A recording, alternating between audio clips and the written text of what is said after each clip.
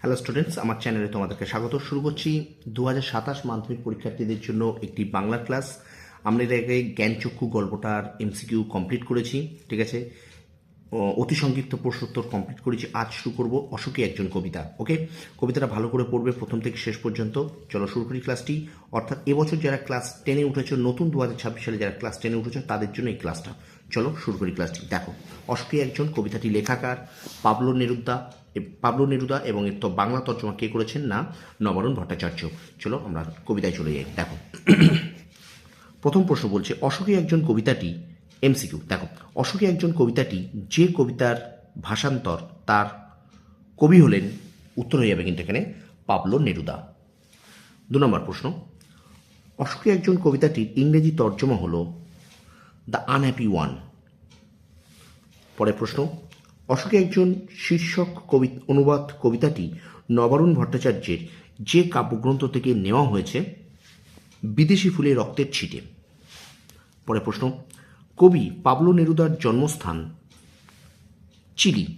পরের প্রশ্ন, কবি পাবলো নেরুদার জীবনকাল 1904 খ্রিস্টাব্দ থেকে 1973 খ্রিস্টাব্দ পর্যন্ত। এগুলো অবশ্য অত গুরুত্বপূর্ণ নয়, ঠিক আছে। দেখো, এরপরে দেখো, তবে হ্যাঁ গুরুত্বপূর্ণ কিন্তু এখানে কবি পাবলো নেরুদার জন্মস্থান, এটাও গুরুত্বপূর্ণ। এগুলো প্রথম, এটা না পড়লেও হবে 5টা। তারপর দেখো, পাবলো নেরুদার আসল নাম কিন্তু এখানে নেফতালি রিকার্দো রেস বাসুয়ালতো। কি বললাম? পাবলো নেরুদার আসল নাম নেফতালি রিকার্দো রেস বাসুয়ালতো। ওকে, চলো আমরা পরের প্রশ্নে চলে যাই।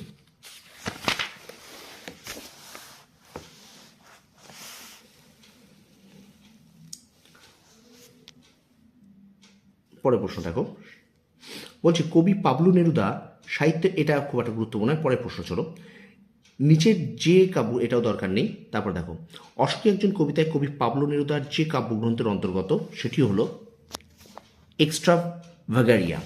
কি বললাম? এক্সট্রা ভাগারিয়া। ওকে, পরের প্রশ্ন চলো,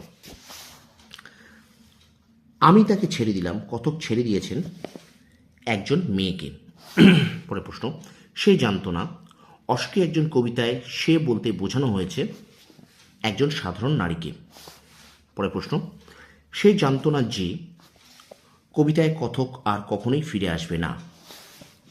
পরের প্রশ্ন, একটা কুকুর চলে গেল, হেঁটে গেল। পরের লাইনটা কী হবে? গির্জার নান। পরের প্রশ্ন, বৃষ্টিতে ধুয়ে দিল, বৃষ্টিতে যা ধুয়ে দিল পায়ের দাগ।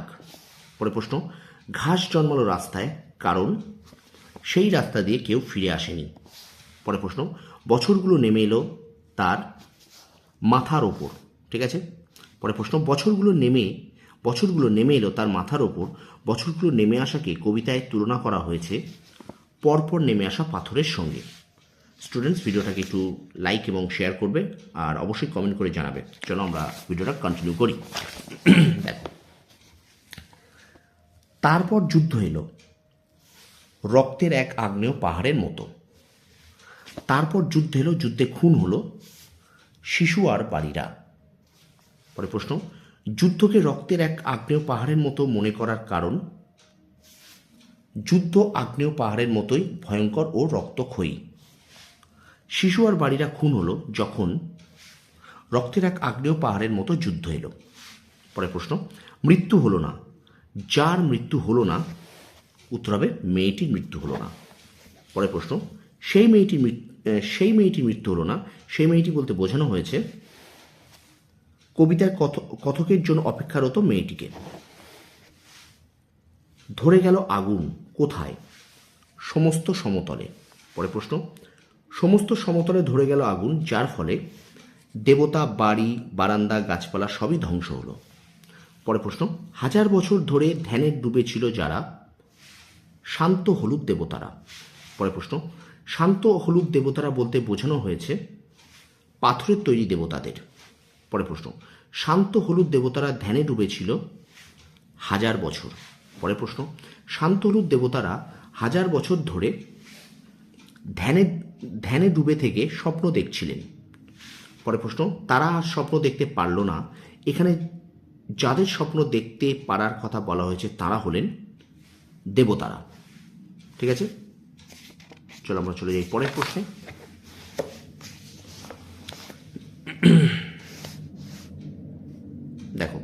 কবিতায় কথক ঘুমিয়েছিলেন বারান্দার, এখানটা উত্তর হবে ঝুলন্ত বিছানায়।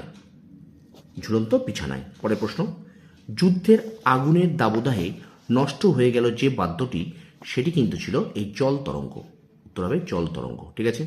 পরের প্রশ্ন, সেখানে ছড়িয়ে রইল কাঠকয়লা, কাঠকয়লা ছড়িয়ে রইল, উত্তর হবে যেখানে যেখানে শহর ছিল, যেখানে শহর ছিল।